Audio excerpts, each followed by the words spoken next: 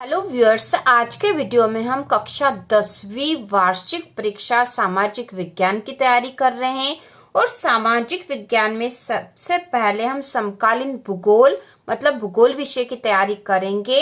आज हम भूगोल के सारे एक एक नंबर के प्रश्नों की तैयारी कर लेंगे ब्लूप्रिंट के अनुसार। तो भूगोल में सबसे पहले हम करेंगे वन एवं वन्यजीव संसाधन, और इसमें से एक नंबर का एक प्रश्न यहाँ से पूछा जाएगा। इसके साथ ही हमने सामाजिक विज्ञान का ब्लूप्रिंट और महत्वपूर्ण प्रश्न के वीडियो भी हैं चैनल पर, यदि आपने नहीं देखे तो उन्हें देख लीजिए। और इसके बाद हम मानचित्र वाला प्रश्न भी करेंगे, 4 नंबर की पूरी तैयारी हम करेंगे। और बाकी जो अर्थशास्त्र, राजनीति और इतिहास के भी पूरी तैयारी करने वाले हैं सामाजिक विज्ञान की। तो इसी प्रकार के वीडियो देखने के लिए चैनल को सब्सक्राइब करके नोटिफिकेशन बेल आइकॉन को दबा दीजिए, जिससे कि आपको तुरंत नोटिफिकेशन मिल जाए। तो शुरू करते हैं। पहला प्रश्न है, सही विकल्प चुनकर लिखिए। तो इस अध्याय जो है वन एवं वन्यजीव संसाधन, इसमें से ऑब्जेक्टिव क्वेश्चन आने वाला है एक, लेकिन हमें यह पता नहीं होता है कि वह ऑब्जेक्टिव क्वेश्चन सही विकल्प में आएगा, रिक्त स्थान में आएगा, या एक नंबर वाला जो एक शब्द या एक वाक्य में उत्तर दीजिए उसमें आएगा, या फिर जोड़ी में भी आ सकता है। तो हमें इसकी पूरी तैयारी करनी चाहिए। पहला प्रश्न है, प्राकृतिक सीमा से अलग विशेष क्षेत्रों में पाई जाने वाली जातियां कहलाती है। प्राकृतिक सीमा से अलग विशेष क्षेत्रों में पाई जाने वाली जातियां कहलाती है। तो ये जातियां कहलाती स्थानिक। तो आप इस वीडियो को एक या दो बार देख लोगे तो आपको सारे ऑब्जेक्टिव ध्यान रहेंगे। इसके बाद है, सरिस्का बाघ रिजर्व परियोजना स्थित है। सरिस्का बाघ रिजर्व परियोजना स्थित है, तो सरिस्का स्थित है राजस्थान में। इसके बाद है, निम्नलिखित में से किस राज्य में संयुक्त वन प्रबंधन का पहला प्रस्ताव पास किया गया था। तो किस राज्य में संयुक्त वन प्रबंधन का पहला प्रस्ताव पास किया गया था, तो वह राज्य है ओडिशा। इसके बाद है, पूर्वोत्तर और मध्य भारत में वनों की कटाई का प्रमुख कारण है। पूर्वोत्तर और मध्य भारत में वनों की कटाई का प्रमुख कारण है, तो इसका प्रमुख कारण है स्थानांतरित खेती के लिए। ठीक है, स्थानांतरित खेती करने के लिए पूर्वोत्तर और मध्य भारत में वनों की कटाई की जाती है। इसके बाद अगला है, निम्नलिखित में से स्थायी वनों का सर्वाधिक क्षेत्र किस राज्य में स्थित है। तो स्थायी वनों का सर्वाधिक क्षेत्र मध्य प्रदेश राज्य में स्थित है, यहाँ आएगा मध्य प्रदेश। इसके बाद है, रिक्त स्थानों की पूर्ति कर लिखिए। इसमें पहला है, हिमालयन यव एक पौधा है। तो हिमालयन यव जो है एक औषधीय पौधा है। ठीक है, औषधीय। अगला है, भारत में सघन वन क्षेत्र प्रतिशत है। तो भारत में सघन वन क्षेत्र 12.2% है। इसके बाद है, छोटा नागपुर क्षेत्र में मुंडा और संथाल जनजातियां महुआ और कदम्ब के पेड़ों की पूजा करते हैं। छोटा नागपुर क्षेत्र में मुंडा और संथाल जो जनजातियां है वह महुआ और कदम्ब के पेड़ों की पूजा करते हैं। तो यहाँ पे महुआ है और कदम दोनों ही प्रकार के पेड़ों की पूजा करते हैं। इसके बाद है, बांधवगढ़ राष्ट्रीय उद्यान राज्य में स्थित है। तो बांधवगढ़ राष्ट्रीय उद्यान जो वो है मध्य प्रदेश राज्य में स्थित है, यहाँ आएगा मध्य प्रदेश। इसके बाद है, पश्चिम बंगाल टाइगर रिजर्व डोलामाइट के खनन के कारण गंभीर खतरे में है। तो यहाँ पे आएगा पश्चिम बंगाल में बक्सा टाइगर रिजर्व। ठीक है, बक्सा जो नाम है टाइगर रिजर्व का, बक्सा टाइगर रिजर्व डोलोमाइट के खनन के कारण गंभीर खतरे में है। इसके बाद अगला प्रश्न है, सही जोड़ी बनाइए। तो इसमें काला हिरण, एशियाई हाथी, अंडमान जंगली सुअर, हिमालयन भूरा भालू, गुलाबी सिर वाली बतख, और इसमें है खंड ब में लुप्त, दुर्लभ, संकटग्रस्त, सुभेद्य, स्थानिक। तो काला हिरण जो है यह संकटग्रस्त है। ठीक है, काला हिरण संकटग्रस्त है। एशियाई हाथी यह सुभेद्य है। अंडमान जंगली सुअर, तो अंडमान जंगली सुअर जो है स्थानिक है। और हिमालयन भालू दुर्लभ है। और गुलाबी सिर वाली बतख जो है लुप्त है। ठीक है, गुलाबी सिर वाली बतख लुप्त है। तो इस प्रकार से जोड़ी बनेगी। इसके बाद अगला प्रश्न है, सत्य असत्य लिखिए। तो इसमें पहला है, वनों पर दूसरे सभी जीव निर्भर करते हैं। तो यह सत्य है या असत्य हमें बताना है। वनों पर दूसरे सभी जीव निर्भर करते हैं, तो यह कथन सत्य है। भारतीय वन्य जीव अधिनियम 1972 में लागू किया गया, तो यह कथन भी सत्य है। भारतीय वन्य जीव अधिनियम 1972 में लागू किया गया। तो हमें इन प्रश्नों को समझकर करना है, क्योंकि कितनी बार ये जो सत्य असत्य वाले प्रश्न हैं वो ऑब्जेक्टिव में आ सकते हैं या एक वाक्य वाले उत्तर में भी आ सकते हैं कि भारतीय वन्य जीव अधिनियम कब लागू किया गया, ऐसा पूछा जा सकता है। तो हमें पता होना चाहिए कि भारतीय वन्य जीव अधिनियम 1972 में लागू किया गया। अगला है पेरियार बाघ रिजर्व परियोजना केरल राज्य में स्थित है, तो कथन सत्य है। अगला है सुंदरवन राष्ट्रीय उद्यान उत्तराखंड में स्थित है, तो यह कथन असत्य है। इसके बाद है आरक्षित वनों को सर्वाधिक मूल्यवान माना जाता है, तो यह कथन भी सत्य है। इसके बाद हम देखेंगे एक शब्द और वाक्य में उत्तर दीजिए। तो इसमें पहला है भूमि पर रहने वाला सबसे तेज स्तनधारी प्राणी कौन सा है, तो इसका उत्तर आएगा तेंदुआ। भूमि पर रहने वाला सबसे तेज स्तनधारी प्राणी कौन सा है, तेंदुआ। अगला है भारत का कितने प्रतिशत राष्ट्रीय जल क्षेत्र प्रदूषित है, भारत का कितने प्रतिशत राष्ट्रीय जल क्षेत्र प्रदूषित है, तो यहाँ आएगा 70%। अगला है श्लेष और वर्ण किससे संबंधित है, तो ये स्थानांतरित कृषि से संबंधित है, स्थानांतरित कृषि से संबंधित है श्लेष और वर्ण। इसके बाद है विकासशील देशों में पर्यावरण विनाश का मुख्य दोषी किसे माना गया है, तो विकासशील देशों में पर्यावरण विनाश का प्रमुख दोषी है औद्योगिकरण, क्योंकि औद्योगिकरण के कारण ही पर्यावरण का विनाश हो रहा है। इसके बाद है टिहरी में किसानों द्वारा किया गया आंदोलन का नाम लिखिए, तो टिहरी में जो किसानों द्वारा जो आंदोलन किए गए थे उसका नाम है चिपको आंदोलन। बाद अगला अध्याय हम देखेंगे भूगोल का ही, वह है जल संसाधन, और इसमें से भी 1 नंबर का ऑब्जेक्टिव क्वेश्चन आएगा। तो पहला प्रश्न है सही विकल्प चुनकर लिखिए। इसमें पहला हीराकुंड बांध किस नदी पर बना है, तो हीराकुंड बांध महानदी पर बना है, हीराकुंड बांध महानदी पर है। अगला है सरदार सरोवर बांध किस नदी पर बनाया गया है, तो हमें पता ही है कि सरदार सरोवर जो बांध है वह नर्मदा नदी पर बनाया गया है। निम्नलिखित में से किस नदी पर बहुउद्देशीय नदी परियोजना नहीं है, तो किस नदी पर बहुउद्देशीय नदी परियोजना नहीं है, तो यह आएगा यमुना, यमुना नदी पर नहीं है। अगला है निम्नलिखित में से कौन सा ताजा पानी का स्रोत है, तो ताजा पानी का स्रोत में वर्षा है, भूजल है और भूतल है, तो यहाँ आएगा उपयुक्त सभी, ये सारे ही ताजा पानी का स्रोत है। अगला निम्नलिखित में से किसके द्वारा आज भारत में उत्पादित कुल बिजली का लगभग 22% है, ठीक है 22% है, तो किसके द्वारा इतना उत्पादन हो रहा है लगभग 22%, तो यहाँ आएगा जल विद्युत ऊर्जा से, जल विद्युत ऊर्जा से भारत में उत्पादित कुल बिजली का 22% भाग जल विद्युत से उत्पन्न हो रहा है। इसके बाद हम देखेंगे जोड़ी, तो खंड अ में है गांधी सागर बांध, नागार्जुन सागर बांध, कृत्रिम झील, नर्मदा बचाओ आंदोलन और बिहार का शोक। तो इसकी जोड़ी बनाएंगे। जो गांधी सागर बांध है वह चंबल नदी पर है, नागार्जुन सागर बांध जो है कृष्णा नदी पर है, कृत्रिम झील भोपाल में है, नर्मदा बचाओ आंदोलन नर्मदा नदी पर है और बिहार का शोक जो है वह कोसी नदी को कहा जाता है। इसके बाद अगला है सत्य असत्य छाट कर लिखिए।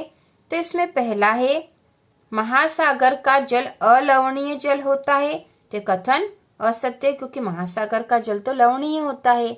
इसके बाद है कावेरी नदी विवाद कर्नाटक और तमिलनाडु राज्यों के बीच का विवाद है, तो कथन सत्य है।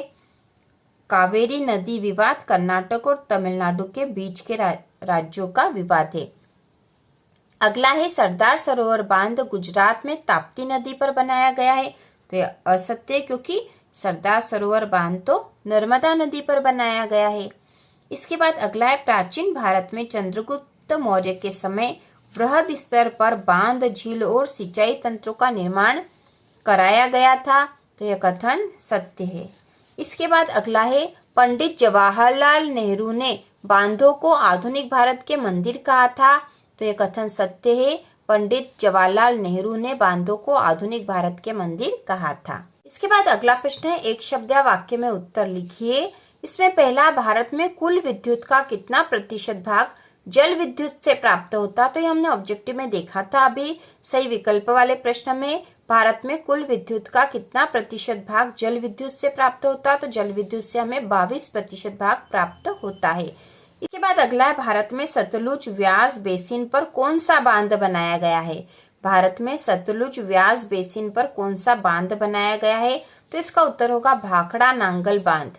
ठीक है, भाखड़ा नांगल बांध बनाया गया है। इसके बाद अगला प्रश्न है, बंगाल का शोक किस नदी को कहा जाता है? तो बंगाल का शोक है दामोदर नदी। ठीक है, बंगाल का शोक दामोदर नदी है। जबकि इसके पहले हमने सही विकल्प में पढ़ा था बिहार का शोक, तो बिहार का शोक कोसी नदी को कहा जाता है, जबकि बंगाल का शोक दामोदर नदी को कहा जाता है। तो ये आपको ध्यान रखना पड़ेगा। इसके बाद है, कोयना बांध किस राज्य में स्थित है? तो कोयना बांध महाराष्ट्र राज्य में स्थित है। इसके बाद अगला है, सरदार सरोवर बांध परियोजना कितने राज्यों की संयुक्त परियोजना है? तो ये 4 राज्यों की संयुक्त परियोजना है। अगला है, बहुउद्देशीय परियोजना का कोई एक उद्देश्य लिखिए। तो बहुउद्देशीय परियोजना का कोई एक उद्देश्य लिखना था तो हम लिख देंगे यहाँ पे सिंचाई करना। ठीक है, सिंचाई के लिए जल उपलब्ध करवाना, यह इसका उद्देश्य है। बाद अगला अध्याय है भूगोल का कृषि। तो कृषि में से कुल 3 नंबर के प्रश्न पूछे जाएंगे, जिसमें 1 नंबर का एक प्रश्न होगा और 2 नंबर का एक प्रश्न होगा।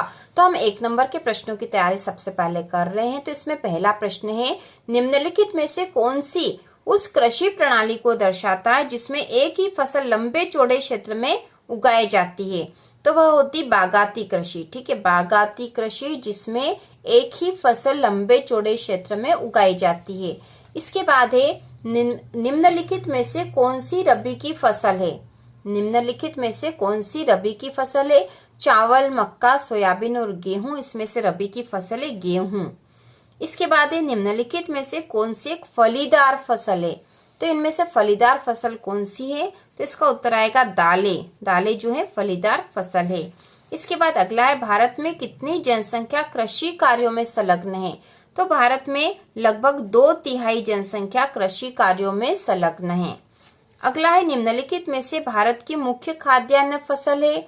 तो मुख्य खाद्यान्न फसल में यहाँ जो ऑप्शन दे रखे हैं वे हैं गेहूं, मक्का, बाजरा और चावल। तो इसमें से उत्तर आएगा चावल। के बाद अगला प्रश्न है, सत्य असत्य छाट कर लिखिए। तो हमें यहाँ पे सत्य और असत्य बताना है। तो इसमें पहला, रोपण कृषि के द्वारा चाय, कॉफी और रबर इत्यादि का रोपण किया जाता है। तो यह कथन सत्य है।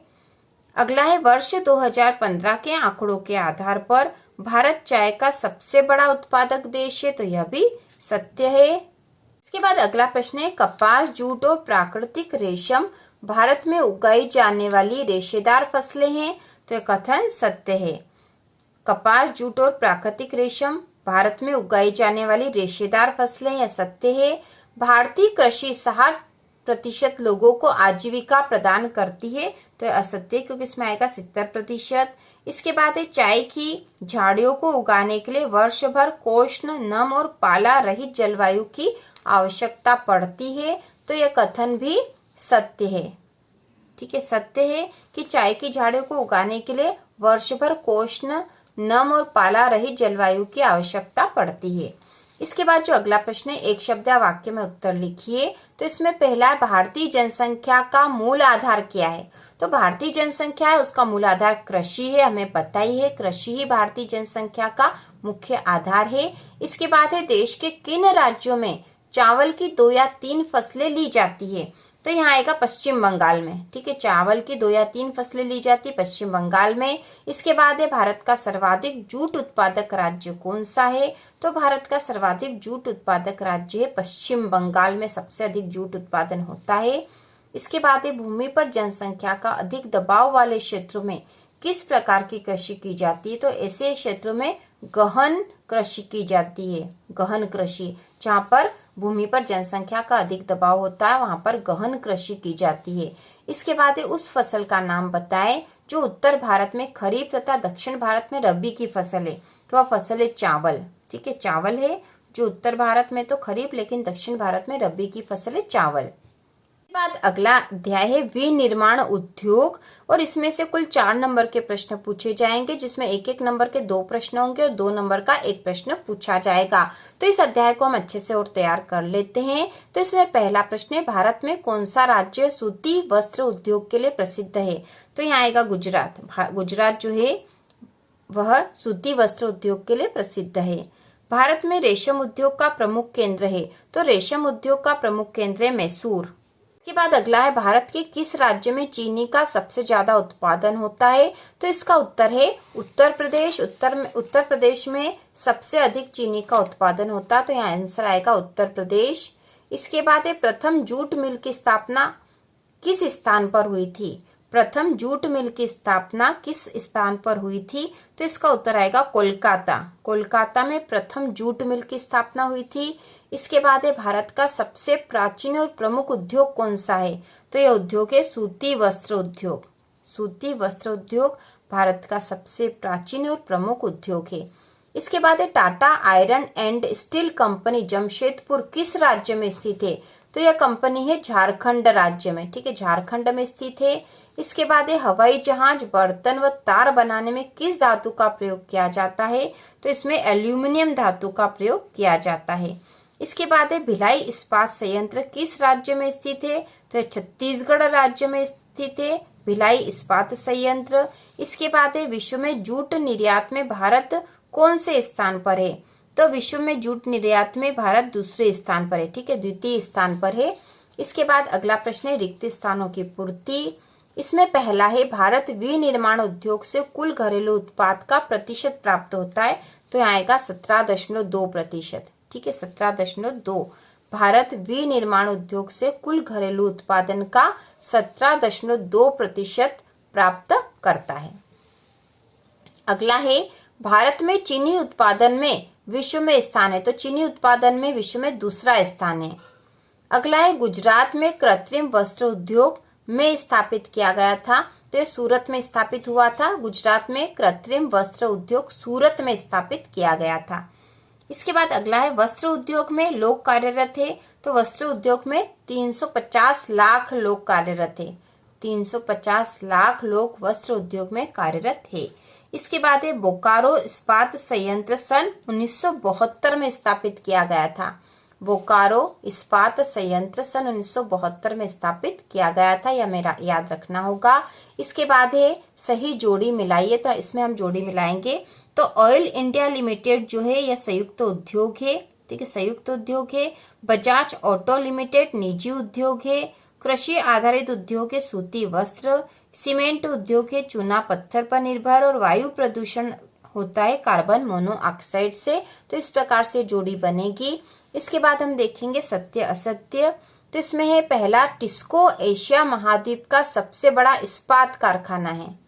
टिस्को एशिया महाद्वीप का सबसे बड़ा इस्पात कारखाना है, तो यह कथन सत्य है। एशिया महाद्वीप का सबसे बड़ा इस्पात कारखाना है टिस्को। इसके बाद एक, कृषि तथा उद्योग एक दूसरे के पूरक है, तो यह कथन भी सत्य है। अगला है, तृतीयक कार्यों में लगे व्यक्ति कच्चे माल को परिष्कृत वस्तुओं में परिवर्तित करते हैं, तो कथन असत्य है, ठीक है, यह कथन असत्य आएगा। इसके बाद अगला है, भारत जापान को सूत निर्यात करता है, तो कथन सत्य है।